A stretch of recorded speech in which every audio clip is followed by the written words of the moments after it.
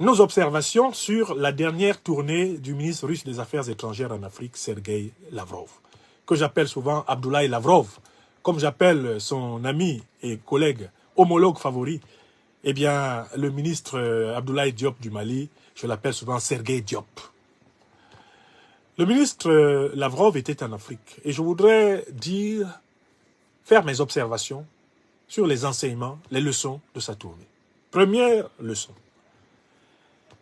Je voudrais souligner que quand des officiels russes de ce rang, et il est le plus grand officiel russe à venir maintenant en Afrique, en attendant l'arrivée du président Poutine, quand ils arrivent, j'observe une ferveur populaire spontanée des Africains. Je distingue la ferveur populaire manipulée de la ferveur populaire spontanée. Les Africains qui s'informent sur les réseaux sociaux, qui s'informent dans la presse, qui s'informent dans les débats, qui s'informent, comme on dit souvent, dans les grains, dans les bars, les Africains sont très sensibles à la nature de la relation russo-africaine aujourd'hui. Parce que c'est une relation qui se démarque de la relation afro-occidentale. Par conséquent, sans qu'on ait besoin de leur demander de sortir, d'aller à la rencontre du ministre Lavrov, les Africains tiennent absolument à lui faire savoir que sa présence est appréciée et désirée.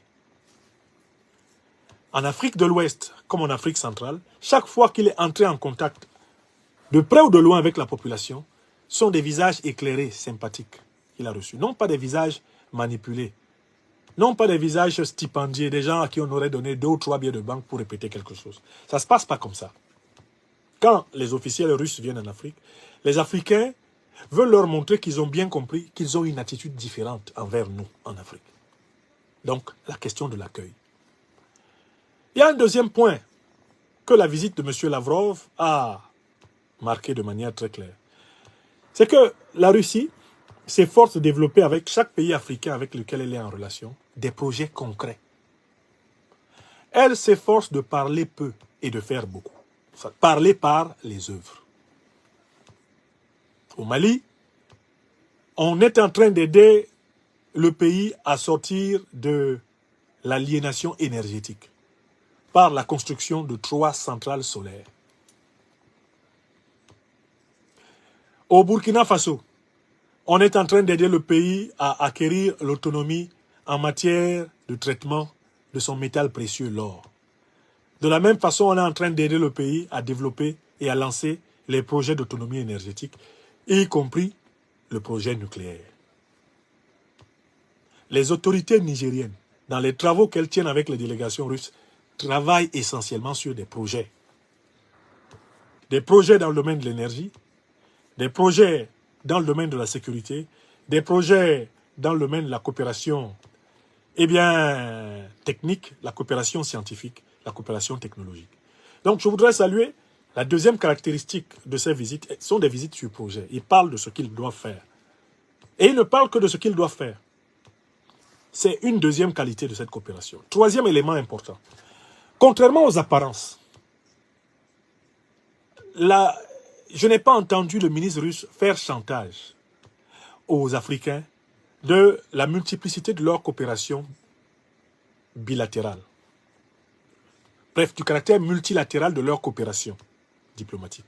Je veux dire que quand un officiel russe va au Mali, au Niger, au Burkina, quand il va en Centrafrique, ou quand il va au Congo, ou quand il va au Tchad, il ne va pas là-bas pour tenter de dire aux Africains « Ah, il faut chasser la France, il faut chasser les États-Unis, il faut chasser la Grande-Bretagne. » Ce n'est pas pour cela qu'il y va. J'ai cherché et je n'ai trouvé aucun témoignage d'une telle injonction. Ce qui est le signe qu'ils ont bien compris, les officiels russes, qu'il ne faut surtout pas dire aux Africains ce qu'ils doivent faire. Les Africains ne sont pas demandeurs d'instruction. Les Africains ne sont pas demandeurs d'orientation, ils ne sont pas demandeurs de cap, ils ne sont pas demandeurs d'ordre. Ils sont demandeurs de partenaires respectueux. Les Africains sont demandeurs de partenaires respectueux. J'ai épluché la presse malienne, épluché la presse burkinabé, la presse nigérienne, la presse congolaise, la presse tchadienne pour trouver le ministre Lavrov ou un officiel russe en posture de condescendance, tentant de définir ce que les Africains doivent penser, ce qu'ils doivent faire. Je n'ai pas trouvé un seul extrait. Et je vous mets au défi d'en trouver un seul. Je vous mets au défi d'en trouver un seul. C'est-à-dire qu'en fait, au départ de Moscou, ils se sont donné une ligne de conduite. Tout faire pour ne pas ressembler aux néocolons occidentaux. Tout faire pour ne pas rentrer dans le portrait robot des donneurs de leçons, des tons grands seigneurs, des attitudes condescendantes et de la volonté cupide d'être les seuls à gagner. Quatrième caractéristique de la visite de M. Lavrov. La Russie ne vient pas en Afrique pour la beauté des yeux des Africains. Elle ne vient pas pour la beauté de l'Afrique. Elle ne vient pas pour contempler l'Afrique. Et j'aime cela. Je ne veux pas être de ceux qui vont encourager les Africains à être flattés, à l'idée qu'on les aime. On les aime tellement. Non. La quatrième leçon qu'il faut tirer, c'est que la Russie vient en Afrique parce que la souveraineté africaine est un élément essentiel de la souveraineté russe. Je recommence. C'est quelque chose, c'est une idée très subtile qu'il faut maîtriser sur le plan géopolitique. Les Russes ont compris que l'Afrique étant le continent le plus riche en matières premières, si ce continent reste sous le contrôle de l'Occident, les richesses africaines serviront à les écraser en Eurasie. Ça, c'est écrit noir sur blanc dans son grand livre par le géopoliticien et diplomate de renom américain Zbigniew Brzezinski. Je vous invite à lire son livre intitulé Le Grand Échiquier.